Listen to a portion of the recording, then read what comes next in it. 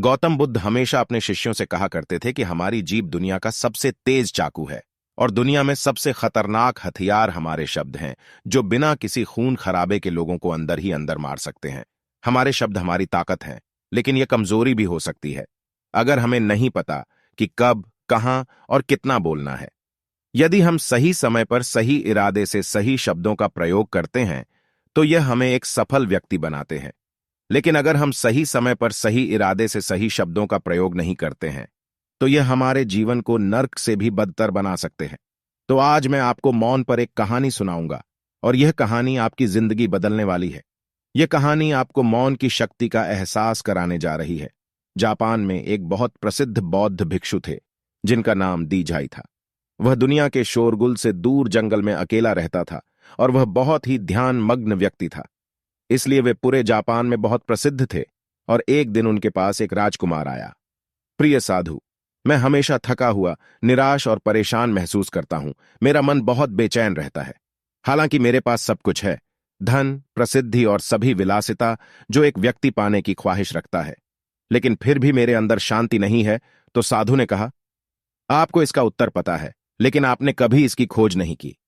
साधु ने कहा कि मैं एक प्रयोग करना चाहता हूं।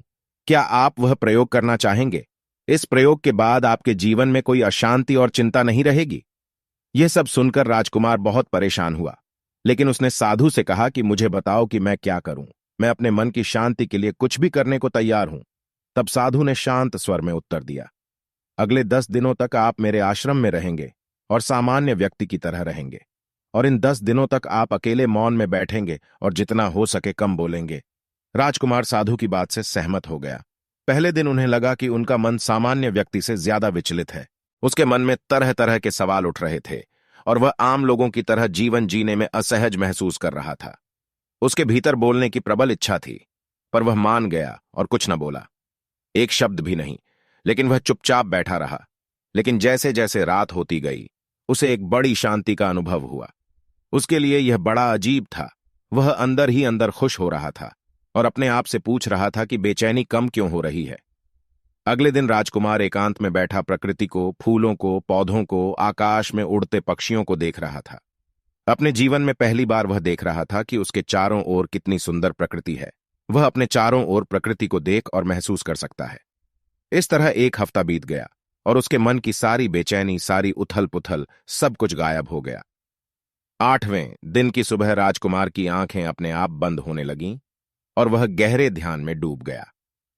उसने आंखें बंद कीं, गहरे ध्यान में चला गया। कोई चिंता नहीं थी, मन में शांति थी।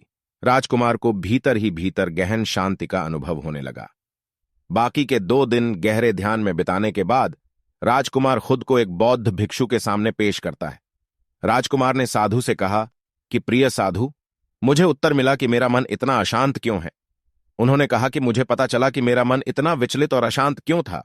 फिर उन्होंने पूछा, बताओ क्या जवाब मिला। राजकुमार ने कहा कि मैं जरूरत से ज्यादा बातें करता था और दिन भर लोगों पर ऊर्जा बर्बाद करता था और उनके बारे में अकेले ही सोचता था और ज्यादातर समय उनके बारे में नकारात्मक ही सोचता था।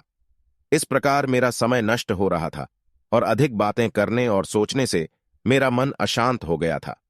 इस वजह से मैं कोई भी काम अच्छे से नहीं कर पाता था, जिसके कारण मैं लगभग हर काम में असफल होने लगा था। और निरंतर असफलता ने मुझे और अधिक उदास और चिड़चिड़ा बना दिया और इसने मेरे जीवन को और नष्ट कर दिया। लेकिन ये 10 दिन बिल्कुल अलग थे। अब ऐसा लग रहा है कि अपनी जिंदगी को पूरी तरह से जी रहा हूं और इससे पहले मैं अपनी जिंदगी गलत तरीके से जी रहा था। मैंने यह भी सीखा कि हमें ध्यान करने की आवश्यकता नहीं है, ध्यान अपने आप हो जाता है। और ध्यान से मैंने पहली बात यह सीखी कि किसी के जीवन में सबसे महत्वपूर्ण घटना स्वयं को जानना है। बौद्ध भिक्षु ने कहा कि आप ही नहीं, दुनिया में ज्यादातर लोग जरूरत से ज्यादा बोलते हैं। आज भी ज्यादातर लोग एक दूसरे को नीचा दिखाने के लिए ही बोलते हैं और आज भी लोग ज्यादा बातें करते हैं और अपना जीवन बर्बाद कर रहे हैं। साधु ने राजकुमार को मौन रहने का महत्व समझाया और कहा कि एक बार शिष्य गौतम बुद्ध से पूछते हैं कि प्रिय बुद्ध, आप अधिकांश समय मौन क्यों रहते हैं। बुद्ध ने कहा, मैं गहराई में मौन रहता हूं। मौन स्वयं को जानने की पहली सीढ़ी है। यदि आप मौन नहीं रह सकते हो तो स्वयं को जानना असंभव है। स्वयं को जानने की पहली सीढ़ी मौन है। जितना जरूरी हो उतना ही बोलें, और आप पाएंगे कि 90% बोलना हानिकारक होता है। नहीं बोलते तो अच्छा था। 90% मुश्किलें कम हो जाएंगी अगर लोग थोड़ा सा चुप हो जाएं, झगड़े कम हो जाएं, अशांति कम हो जाए, फेंकना कम हो जाए। बस तुम दोनों चुप रहना सीख जाओ। दुनिया में बहुत सारी मुसीबतें सिर्फ बोलने से पैदा हो जाती हैं। जो मौन रहना जानता है वो भीड़ में भी अकेले रहने का हुनर जानता है। एकांत में मनुष्य स्वर्ग भी है। दूसरों की उपस्थिति बेचैनी पैदा करती है। पहले अपने साथ मौन धारण करो, फिर अपनी ऊर्जा को मोड़ में आने दो, मन को घर आने दो। जब आप दूसरों की उपस्थिति से उठते हैं और परेशान हो जाते हैं तो उचित है कि आप अपनी आंखें बंद कर लें और अपने आप में खो जाएं। तुम वहां से भी ताजगी पाओगे, क्योंकि तुम्हारे जीवन का स्रोत वहीं छिपा है। वह किसी और में नहीं है, लेकिन तुम्हारी जड़ें तुम्हारे जैसी हैं। आखिर कौन तुम्हें अपने भीतर ले जाएगा? यदि कोई ना हो तो मुझे स्वयं ही भीतर जाना होगा। इसलिए अपने भीतर जाओ।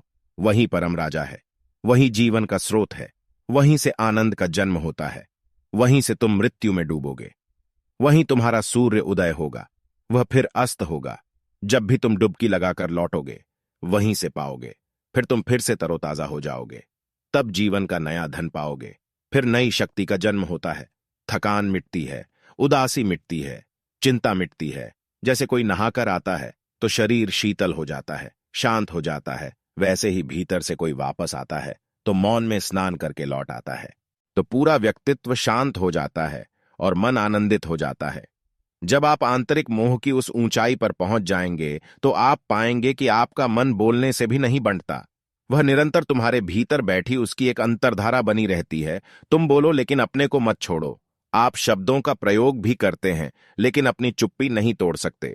तब तुम्हारी वाणी में सुगंध होगी, फिर तुम्हारी वाणी में विशालता होगी, जो तुम्हारे बोलने का संगीत होगा। सब ठीक हो जाएगा। आप बोलेंगे तो दूसरे ठंडे पड़ जाएंगे। भीतर से मौन होते ही आप इतने शक्तिशाली होने लगते हैं कि समाज की पराधीनता छोड़ने लगते हैं, और आपकी जिंदगी में एक ऐसा मजा आता है जो सिर्फ दीवानों की जिंदगी में होता है। आपके चेहरे पर एक नई चमक आ जाती है, आपकी आंखें किसी और चमक से भर जाती है, और आप असीम शांति के सागर में डूबने लगें। ऐसा कहकर उन्होंने अपनी बात समाप्त की। दोस्तों, आपने भी अनुभव किया होगा कि ज्यादा बातें करने से मन शांत हो जाता है। हम अपने मन के साथ साथ अपने ध्यान पर भी नियंत्रण खो देते हैं। जो लोग बहुत अधिक बातें करते हैं उनमें किसी एक कार्य पर ध्यान केंद्रित करने की क्षमता नहीं होती है, इसलिए वे अपने किसी भी लक्ष्य पर पूरी तरह से केंद्रित नहीं होते हैं, और वे जीवन की सच्चाई को नहीं समझ पाते हैं और न ही कभी मनचाही सफलता प्राप्त कर पाते हैं। इसके अलावा आपने देखा होगा वो लोग अक्सर लोगों के बीच हंसी का पात्र बन जाते हैं, और जो कम बोलते हैं और अपनी बात पर टिके रहते हैं उन्हें सम्मान मिलता है। लोग जो कहते हैं उसे सुनते हैं और विश्वास करते हैं, और अशांत मन वाला व्यक्ति जीवन में किसी भी कार्य में सफल नहीं हो पाता, क्योंकि उसका किसी भी कार्य में मन नहीं लगता।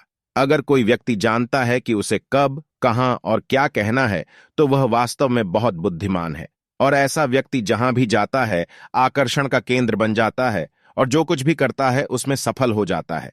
यदि हम महान व्यक्ति के व्यक्तित्व को देखें तो पता चलेगा कि वह कम बोलते हैं और कम से कम शब्दों में अपनी बात समाप्त करते हैं। वह बोलने से पहले गहराई से सोचता है कि उसे क्या कहना है। लेकिन जो लोग अधिक बोलते हैं वे कई बार झूठ बोलते हैं और अपनी बातों से दूसरों के दिमाग पर कचरा डालते रहते हैं। वह अधिकतर दूसरों की बुराई ही करता रहता है, इसलिए उसके अपने भी उससे बचने और उससे दूर रहने की कोशिश करते हैं। हमारे भारतीय उपनिषदों में कहा गया है कि हमारे वचन ही वास्तविक धर्म हो सकते हैं। मौन से धैर्य आता है, धैर्य से ध्यान आता है, और ध्यान से व्यक्ति अपने जीवन के प्रति जागरूक हो जाता है। दोस्तों, आप भी प्रतिदिन कम से कम 30 मिनट एकांत में शांत बैठने का प्रयास करें। इससे आप सब में एक सकारात्मक बदलाव अवश्य आएगा। इसी के साथ हम इस कहानी को समाप्त करते हैं। धन्यवाद।